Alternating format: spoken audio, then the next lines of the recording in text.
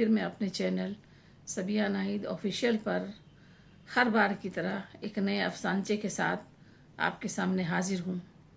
حاضرین، ہم اللہ کے کسی بھی احکام کو یا اسلامی تاریخ کی کسی بھی روایت کو بہت چھوٹے کینوس پر دیکھنے لگ جاتے ہیں اور فیس ویلو پر ہی اس کے معنی و مطلب نکال کر کسی نتیجے پر پہنچنے کی کوشش کرتے ہیں۔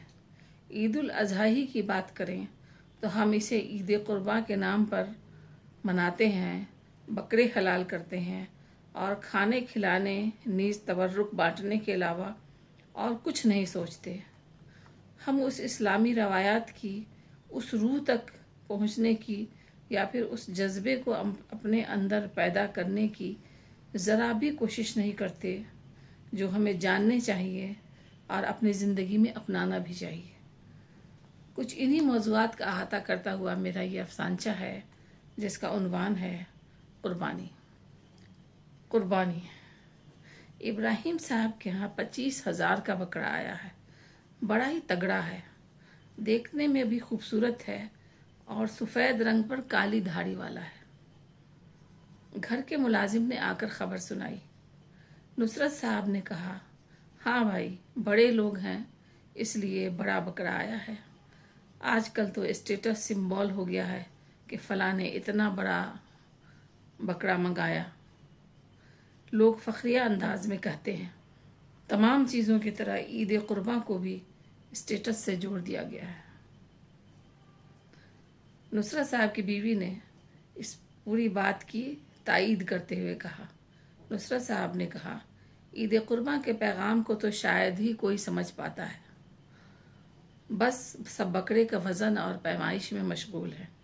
اس کا مقصد انسان کے اندر اپنی عزیز ترین چیزوں کو اللہ کی راہ میں قربان کرنے کا جذبہ اور حوصلے کو پروان چڑھانا ہے، نہ کہ بکرے کی کہ وزنی ہونے کا گمان کرنا ہے۔ یہ سب باتیں ہو ہی رہی تھیں کہ نجو خالہ، جنہیں سب لوگ شہر خبری کے نام سے بھی جانتے تھے، وارد ہوئیں۔ کہنے لگیں، ارے بی بی، ذرا شبوں کے ہاں بقرعید کا گوشت بھجوا دینا، ان کے ہاں قربانی نہیں ہوئی ہے۔ اب بتاؤ، یہ بھی کوئی بات ہوتی ہے؟ دراصل شبوں کی خالہ جو کسی موذی مرض میں گرفتار ہیں اور اسپتال سے چھٹی کے بعد اس کے گھر آئی ہیں، ان کی تیمارداری اور لوگوں کے آنے جانے کا وہ سلسلہ شروع ہوا کہ شبوں نے قربانی کا ارادہ ہی ترک کر دیا۔ بھلا بتاؤ، بیماری دکھی کی وجہ سے انسان قربانی نہیں کرے گا؟ یہ کوئی بات ہوئی؟ ساری باتیں سننے کے بعد نصرت صاحب یوں گویا ہوئے، نجو خالہ، میں بھی ان کی خالہ کو دیکھنے گیا تھا۔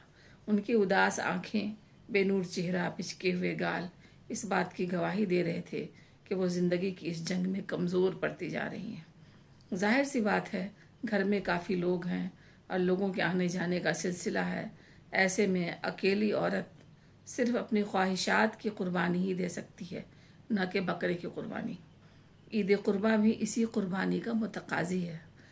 کسی کی خوشی کے لیے یا کسی کی تکلیف کو کم کرنے کے لیے اپنے مال کی قربانی، اپنی خواہشات کی قربانی، اپنے جذبات کی قربانی، اور یہی اس قربانی کی روح بھی ہے، کیونکہ ابراہیم علیہ السلام نے اللہ کے حکم سے اپنے عزیز ترین چیز اولاد کی قربانی دی تھی۔ میں تو کہتا ہوں، شبوں نے اس بار قربانی نہیں کر کے ہم سب بکرے کی قربانی کرنے والوں کے مقابلے میں سب سے بڑی قربانی دی ہے۔ بہت بہت شکریہ۔